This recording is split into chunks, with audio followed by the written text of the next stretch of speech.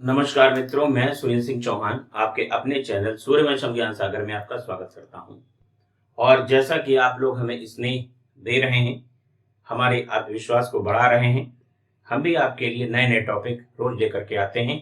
और आज इसी कड़ी में लेकर के आए हैं भारतीय इतिहास का ये एक बहुत ही बेहतरीन टॉपिक। देखिए, चौथी बौद्ध संगीति में जो बौद्ध धर्म था वो हीनयान और महायान में बढ़ गया। ठीक है, जो हीनयान वाले थे वो मूर्ति पूजक नहीं थे, लेकिन जो महायान वाले थे वो मूर्ति पूजक थे। भगवान बुद्ध की तरह तरह की मूर्तियां बना करके और उनकी पूजा करने लगे। देखिए, अब यहाँ पर महायान शाखा के भी दो भाग हुए।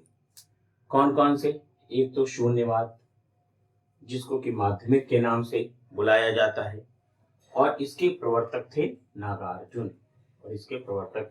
नागार्जुन। देखिए, बाबा नागार्जुन को भारत का आइंस्टीन कहा गया है। और बाबा नागार्जुन के बारे में हम अपने मुंह से कुछ नहीं कह सकते, लेकिन उनके अंदर इतनी अद्भुत क्षमता थी कि उन्होंने एक बार अकाल का वर्णन किया और कुछ मार्मिक हृदय स्पर्शी शब्द उन्होंने अकाल के लिए कहे, जो हम आपके लिए चंद लाइनें लेकर के आए हैं। बहुत दिनों तक चूल्हा रोया, चक्की रही उदास, बहुत दिनों तक कानी कुतिया सोई उनके पास, बहुत दिनों तक छिपकलियां जमीन पर करती रही गश्त, और बहुत दिनों तक कुत्ते भी खाते रहे शिकस्त। मित्रों, पीसने के लिए कुछ नहीं, रोटी बनाने के लिए कुछ नहीं, कुत्ते भी जब किचन में जाते तो वहां भी कुछ नहीं। कहते हैं कि जब दरिद्रता आती है तो छिपकलियां जमीन पर चलने लगती। ये दृश्य था। कितना मार्मिक वर्णन है बाबा नागार्जुन का। आगे ध्यान दें तो वो शून्यवाद के प्रवर्तक माने जाते हैं। दूसरा, विज्ञानवाद, जिसे योगाचार भी हम कहते हैं, इसके प्रवर्तक थे मैत्रेयनाथ।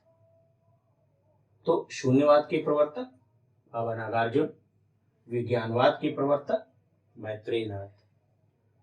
देखिए, महायान संप्रदाय द्वारा ही चित्रकला में गांधार शैली का सूत्रपात किया गया। यहां पर आपसे अगर कभी भी प्रश्न पूछ लिया जाए कि महायान संप्रदाय द्वारा चित्रकला में किस शैली का सूत्रपात हुआ है, तो मित्रों गांधार शैली का सूत्रपात हुआ है। बौद्ध धर्म के त्रिरत्न में कौन कौन से शामिल हैं?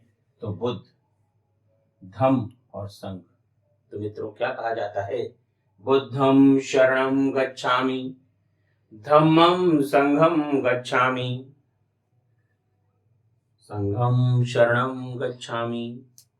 तो बुद्धं शरणं गच्छामि, धम्मं शरणं गच्छामि और संघं शरणं गच्छामि। कई बार परीक्षा में आप लोग भ्रमित हो जाते हैं कि बौद्ध धर्म के जो त्रिरत्न हैं उनमें क्या क्या है। तो बुद्ध, धम्म और संघ। अब बौद्ध धर्म के त्रिपिटक हैं। त्रिपिटक में कौन से शामिल हैं मित्रों? विनय पिटक, सुत्त पिटक और अभिधम्म पिटक, जिसमें प्रथम बौद्ध संगीति में विनय पिटक और सुत्त पिटक की रचना की गई, लेकिन अभिधम्म पिटक की रचना ये की गई थी आपकी तीसरी बौद्ध संगीति में। और तीसरी बौद्ध संगीति में शासनकाल मित्रों किसका था? अशोक का था। वही अशोक जिसने 84,000 स्तूपों का निर्माण करवाया और कलिंग युद्ध के पश्चात उसने बौद्ध धर्म को अपना लिया।